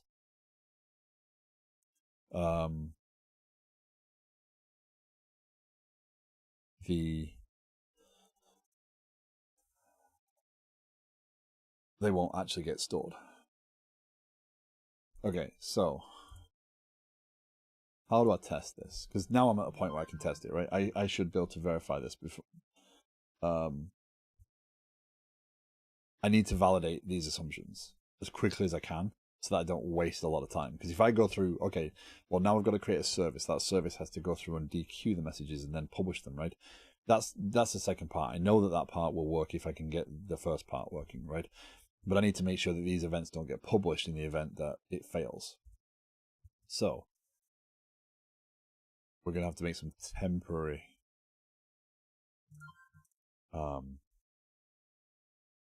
changes. I don't know any better way of doing this. So what I'm going to do is shared, no, messaging, new solution folder, the main events, add existing project. So what we're going to do is go to dev, stream, no, dev projects, Mediator Outbox. Okay. We're going to add these projects, trust and add.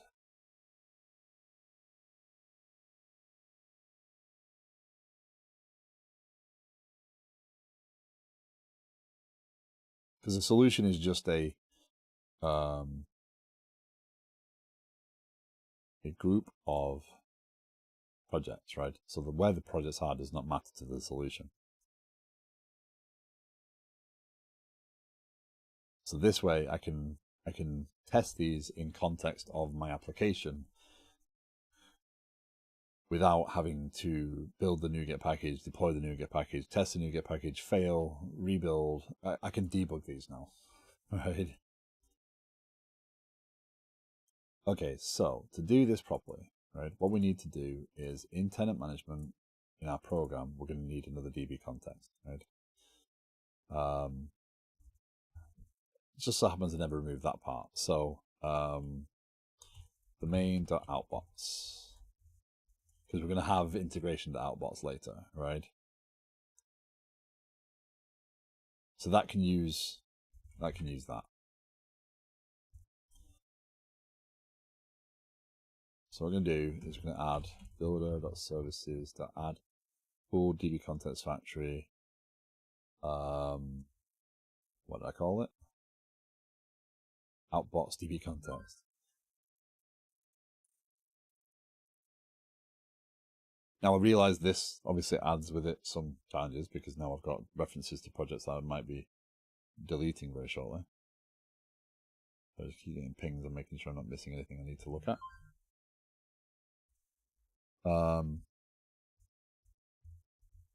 Provider, configure, configure.use SQL Server. Now again, I could wrap this up into its own extension method later so that I'm a little bit easier, a little bit quicker to be able to say add an outbox for this, so that then this naming doesn't conflict, right? Because right now, I'm calling it Outbox, but then if I create an integration events Outbox, then that's going to conflict and make a mess. So yeah, we don't need the domain event public. That would be really bad, right? Because then this would be actually queuing things that it's queuing and queuing them. So yeah, that would be bad. When people don't used to it, that's called a discard, by the way. If you don't need a parameter and you don't want to assign resources, that works. But I can just swap out that for the different signature. Okay, so we have an Outbox DB context. We need to now add services.add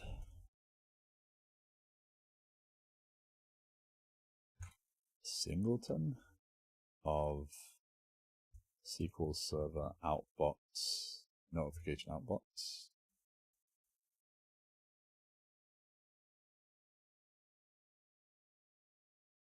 Now, if we do it that way, that's going to create a.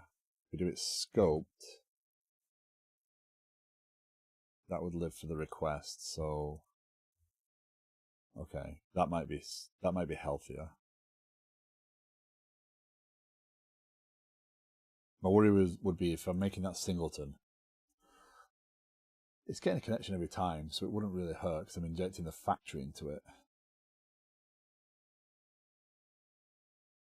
We might have to experiment with that one as well, right? But that gives us our notification Outbox. So now builder services dot add scoped what do I call it? Notification publisher, and that's a Outbox publisher. So then, in theory,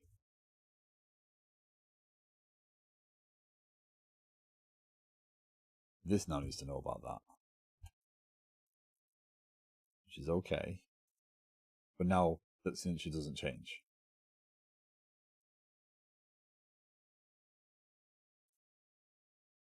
First step, does it build? It builds. Second step, does it run? So happy path without any testing. We have the main event Outbox works.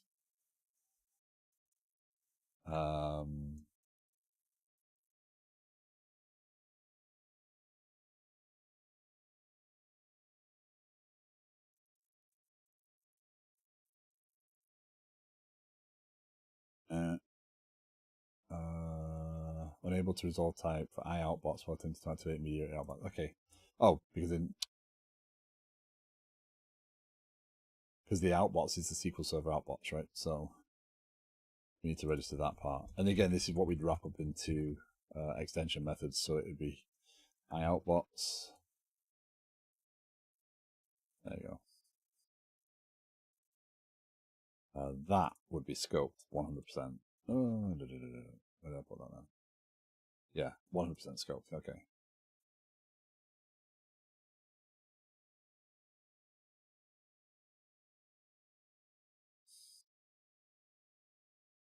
The main event publishing interceptor cannot consume scoped service from singleton interceptors.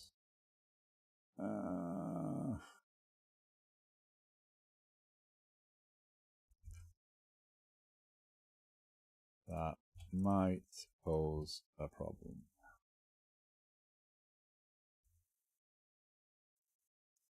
Let's see. You can't add scoped into singletons. You can add transients, but you can't add scope.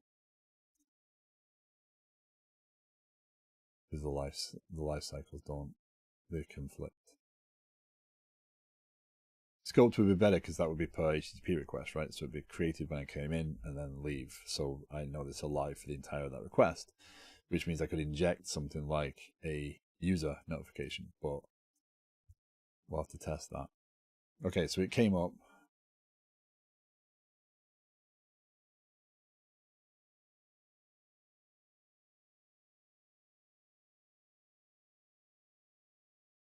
Okay. So first thing, did it roll back that part? It rolled back that part. Okay, so it's still rolling back. That's good news. So it crashed trying to inject into the table because I named the table something completely different, right? Because in here, right, I had it's called Outbox messages, but the actual table is called notification Outbox. So let's add a configuration.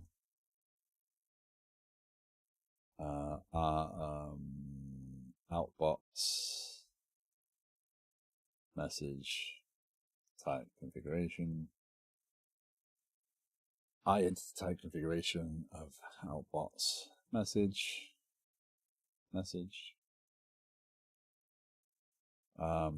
Builder. Now what I'd love to do here is actually make this configurable so you can actually configure in your app settings. Here's the table it's going to, not just the database, but you can configure the table. But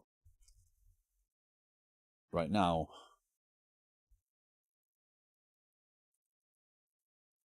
notification outbox builder dot as key goes to k.id builder dot property p goes to p dot they added that has SQL a default SQL value, get UTC date.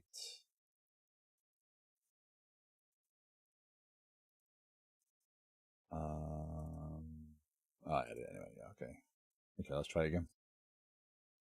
But again, doing it this way, I do now have the ability to test it in place without actually and debug it without struggling. Okay, so let's try once more. Invalid column name type. Not wrong. Not wrong.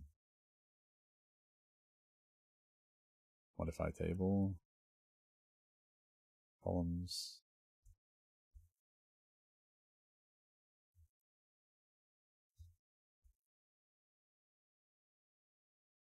Okay, we have success. Oh, there we go. There's our events. No content. We didn't serialize anything. But we do have events. Woo! Awesome. So there's our, I mean, kind of works, right? So now what we need to do is we need to go and do another one, but throw an exception in there, right? That exception will then cause it to roll back. If it rolls back and there's still events in this table, right, that's bad. If there's no events in this table, that's good because it means they roll back as well, and we don't have a problem, and we can proceed with the concept. So we go to our use case, register organization, and now I'm going to do it right here. So all the database stuff has been done here at this point. This next step would be to register it with auth0, right? Exception, this is a large test, right?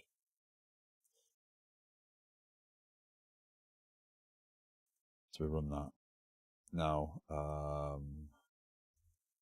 transaction rollback, fail. This is going to be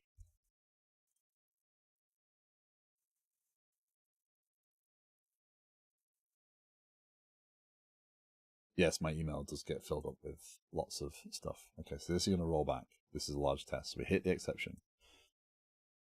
We have no Outbox messages. We do have no tenant. It does work as we expect. That is a good thing. We can proceed.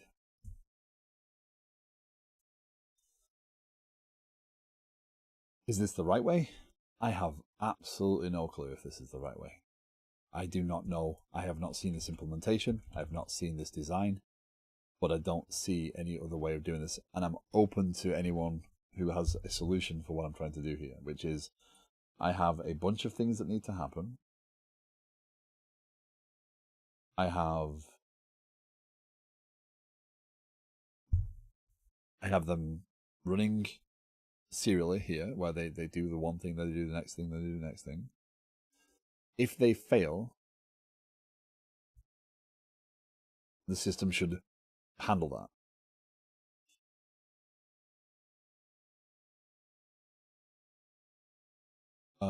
The events are published from within the objects themselves, and they happen when we call add on the entity. We can't change where we add entities. We can't refactor that. We can't change that up in any way. This is the right way to do these things, right? So are we in the right path for a solution? Hopefully. Hopefully I am. Okay, next fail point is if we run a service, right? So now I'm going to have a parallel service running, right? Which is going to look at that table. If that service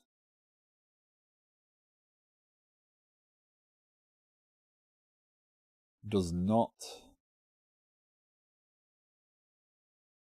if that service is enlisted in the same transaction in whatever way, shape, or form, and picks out those messages to be processed, even though they're not even committed to the database, that would be a problem. My hope is that with very little configuration, we can actually say, hey, you're gonna monitor this table, but you're only going to pick out committed elements. Because I think what it happens is it does put it in there, it just rolls back the transaction when the transaction fails and pulls the data back out. So we need to make sure that we are doing recommitted query of that table. I'm not sure I've done that before. And the challenge of putting this table inside of the database that it's actually going to, the application database. Actually, I will experiment. I will need to make an experiment of making sure that's an external database and seeing if it still has the ability to do that rollback. Because putting it in the application database, obviously, this is an extremely chatty component, right? We saw quickly how many messages it produced. If that's happening hundreds or thousands of times a second and we're producing 10, 15, 20 events per, then this database is being written to an awful lot. So it might not make sense to have it inside of the same tenant database. The challenge is there is, then do you make different configurable outboxes? So do you make notification outbox.tenant management? Do you make notification outbox.whatever and point those connection strings to the different databases? Right. Again, we're going down a deep rabbit hole, but I don't see a different path. Right. And sometimes that's the way, right? To Kenny's earlier point, right? Over-engineering it is lethal to a project, right? Because an over-engineering of a project can waste time, waste resources, and slow things down and then actually not yield anything in the end, or yield worse results because you commit at a certain point to getting something working no matter what. Okay, so the next piece is, why does that fail? We take the notification, but the benefit is we can actually test this one. Because we can, no. What? Well, now we're running tests. Wrong project.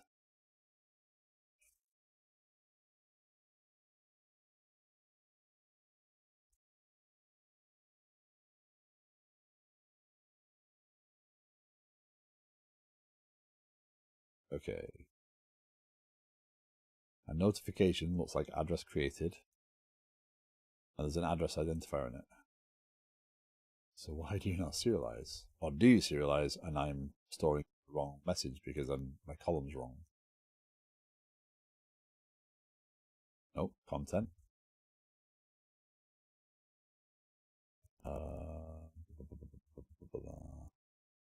Services. Huh.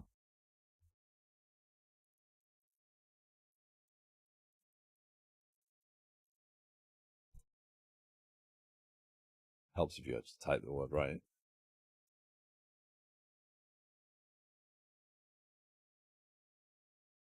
Why is...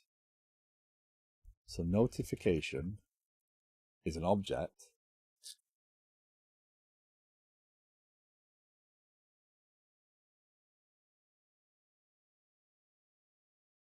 Why won't that serialize?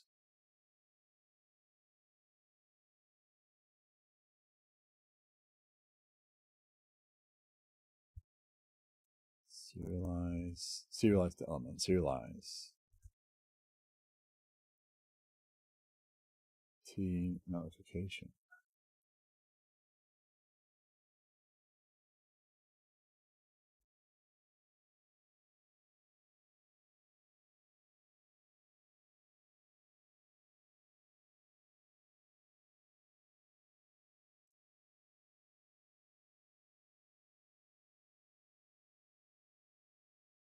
Am I missing something? Notification is an address created that has an address identifier, right?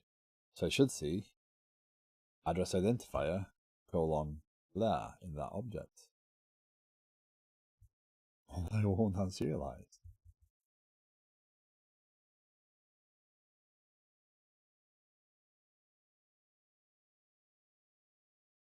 Good news is it rolled back again.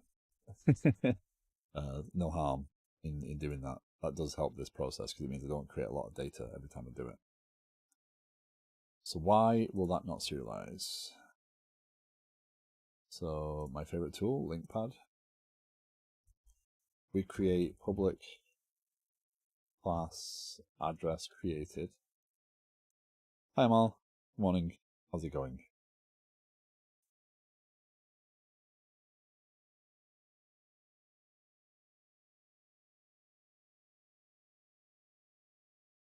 How are things with you today?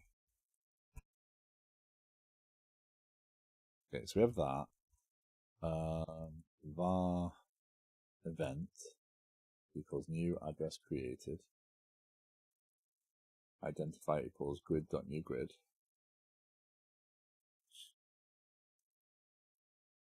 And then we do JSON serializer dot serialize event dot dump. That's what it should look like, right?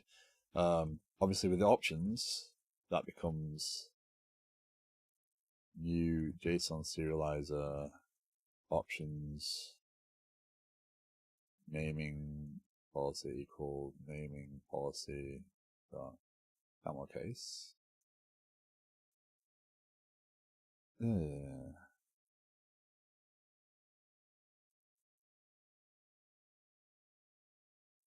Property naming policy, there we go. Right, same output, right?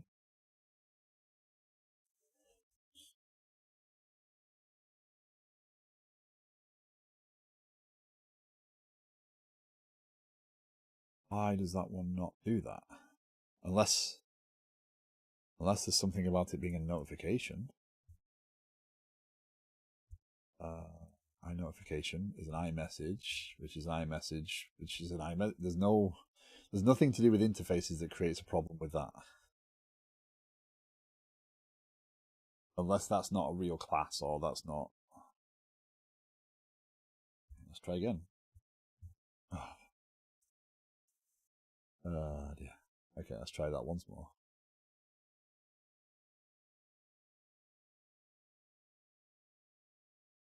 Okay, so if we do notification.getType,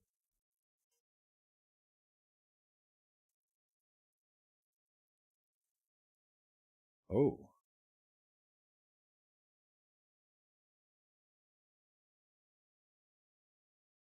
ah,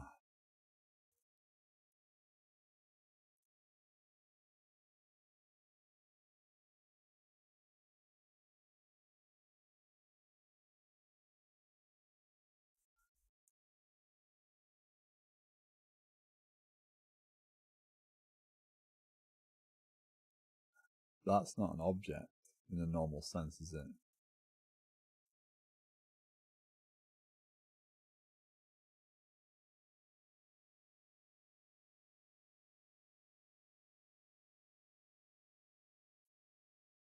No, because I added that in.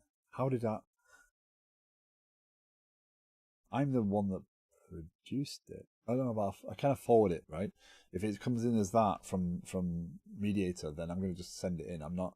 I'm just binding the two things together in my class. But if I do type of T notification, that is a type, right? Of the right type.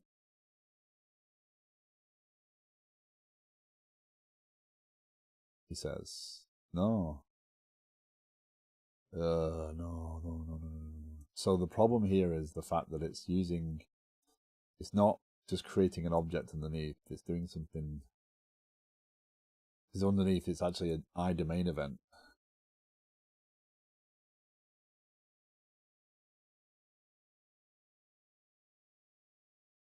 But hold on, but notification that this came out the right thing. Get type dot full name. How can that be? Right? We saw that work in the first instance. We saw the table had the right type names in there.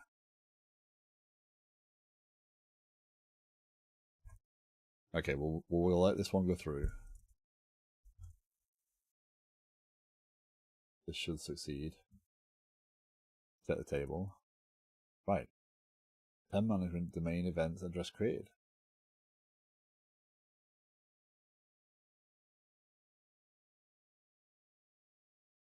That fails in the debugger, but it doesn't fail there.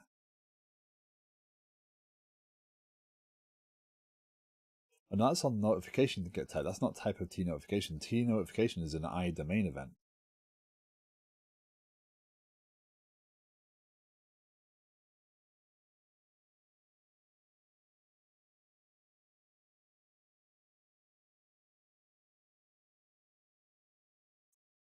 Oh.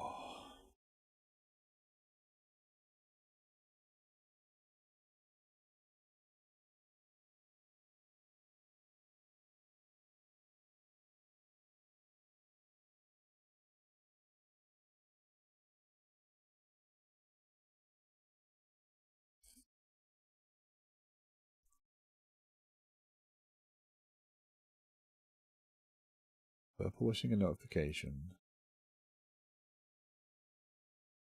We're adding a domain event. We're not doing anything special though. There's no reason for this because there's no. That's a debugger having an issue with that one. That's not because we just add an object to a list of things. To a list of objects.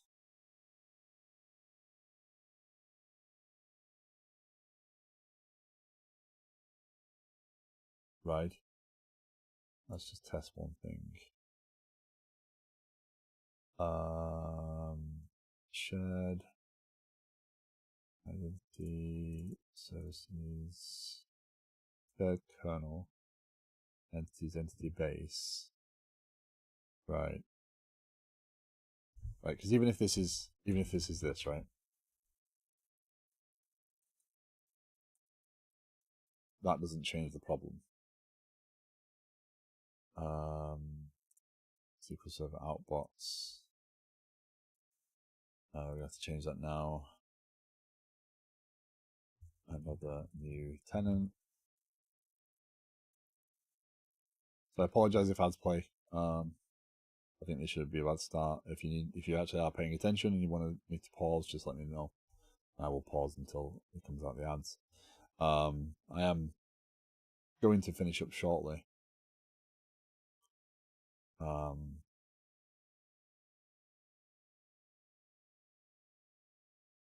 may stream over the weekend if I have the option. Alan Gravel. I'd like to get this to some point.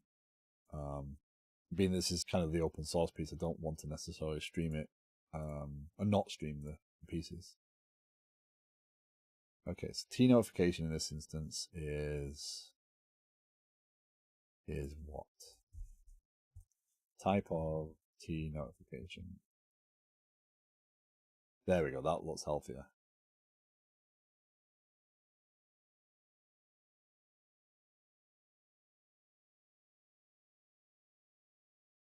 At least that's giving me something now. It wasn't giving me something before. Type or notification, but get type. So what had changed there is I just stopped everything being cast to. That's still not working.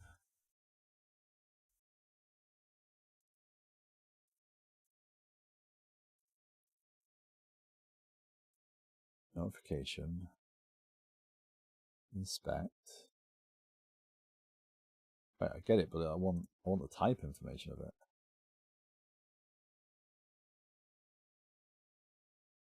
What am I missing?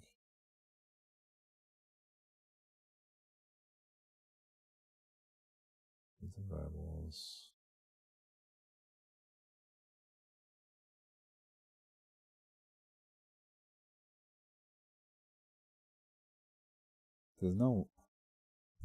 There's nothing there. It's just notification equals address created.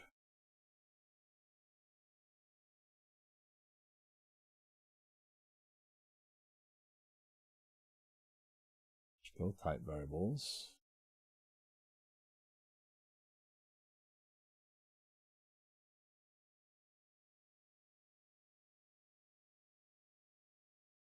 Yeah, T notification is I notification. Okay.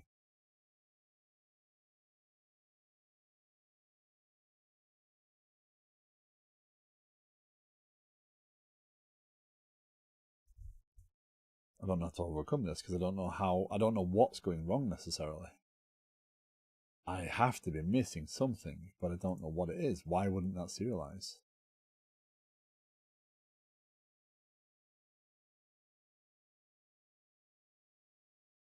JSON serialization and deserialization might require types that cannot be statically analyzed, right? That's fine. On reference code, yeah. It's not saying there's no converter. It's not throwing an exception. It's just giving me a blank object back. That property is public, right? So if I go to address created in the domain events, that's it. Unless it's because of the style of which I've set up this object that it won't serialize it. Let's have a go. Let's see what happens.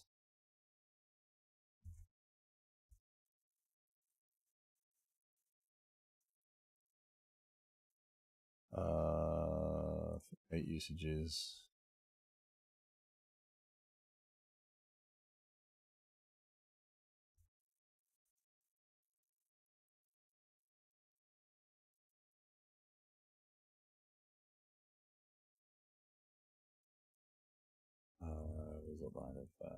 Okay. Let's see if that changes the behavior. I wonder if it can't construct it the same way, so it's actually having an issue with it.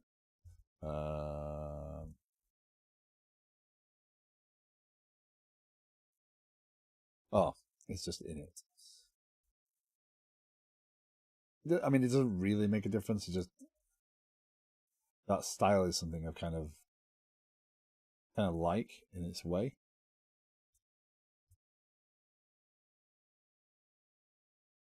I guess we'll see.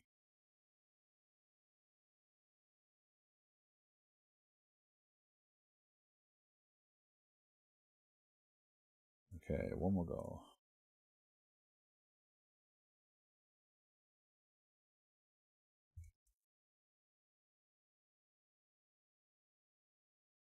Result, blank.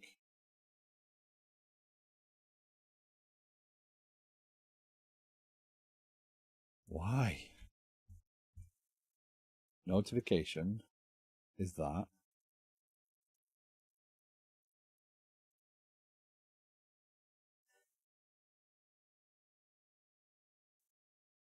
Notification as address created. That won't work because I don't have the object there. I wonder if that's the problem. Where I'm doing the serialization.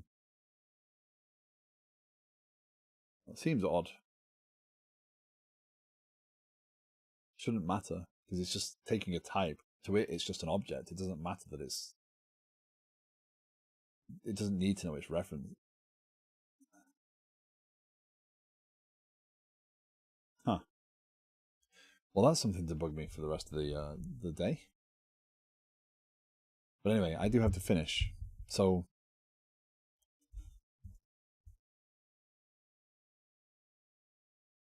what's next? Well, obviously I've proven that it is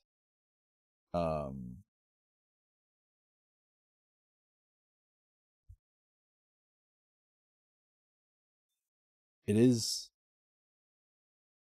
rolling back. That's a step forward. If I can figure out how to serialize the object, then we can create a service that monitors the outbox and produces the events to the actual publisher, the underneath Mediator publisher, and then that will then pick them up and all the integration events will happen. So the next step would be to verify that the processing of the outbox doesn't actually pick up messages that are not committed yet. Because if it actually picks up messages in a pending state and processes it, then we're back to square one. So I've got to go through this at a steady pace, right? But we will have, by the end of it, we will have another addition to the open source pieces of this, and yeah. So coming next week, I am going to start the other project. I'm going to figure out which days I want to schedule that for. I think I'm going to do 3 days of this and 2 days of the other project. And that other project will be similar in that we'll be following all the same principles. We'll be building on these ideas and we'll be able to use it as an experiment. But it will be a fully open source project that everyone can download the code for, tinker with. If you feel you know how to do something, you're more than welcome to do a PR against it, sort of thing. Obviously, I've done this before. The challenge with that is gating PRs, right? The PRs become a point of discussion. We have different opinions on how to write code, right? So if I go ahead and do that project properly, then if you want to do a PR, you can do. But you also have to be willing to have some discussion over standards, practices, things like that, because that's kind of the point of doing this, is to kind of share that group understanding of a code base. And if you have your own opinions as to how code should be written, and I don't agree, then we get into that conversation of, okay, well, what is a standard, right? How do we define those? So there is some inherent risk with creating an open source project and doing it on stream. But it's nothing new. So, and it's a useful way of working, and all the pieces that I've been working on will be, part of that. So, depending on my progress here, I may start that on Monday. And yeah, that'll be the next step. So, thank you for joining me. If you are watching on YouTube still, thank you. Thank you for hanging out. Appreciate you coming in here hopefully this has been useful in some way, shape, or form.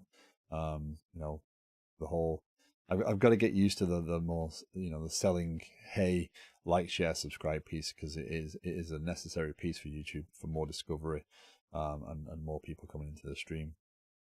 But yeah, so if we don't speak again, have a great weekend. I'm not sure who I'm going to raid over to, but yeah, take care.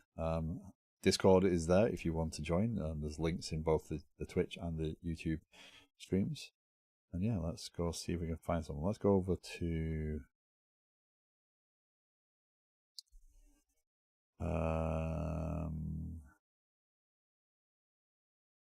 welcome. Good to see you, Deeroth. Appreciate you coming hanging out today. Let's go over to White Panther. White Panther's doing rate limiting, it looks like. Let me make sure that White Panther is still actually streaming before we do that. If you haven't been to White Panther's stream before, she's a big streamer. She is not a .NET developer. She's been streaming for 2.5 hours, so she may be not far off finishing, but we'll go over there anyway. Yeah, so thank you for hanging out, and I will have to run and get the dogs, so please, if you are going to say hi, make apologies for me. She calls it funny as well, so yeah, Summer is a really good streamer and very entertaining stream. So take care all. Thank you very much for joining me, and I will see you again soon. Have a good weekend.